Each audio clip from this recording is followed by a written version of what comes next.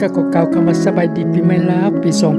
2025ขอให้ FC ทุกคนผู้ที่มาติดตามรายการนำจงโชคดีปีใหม่ลาว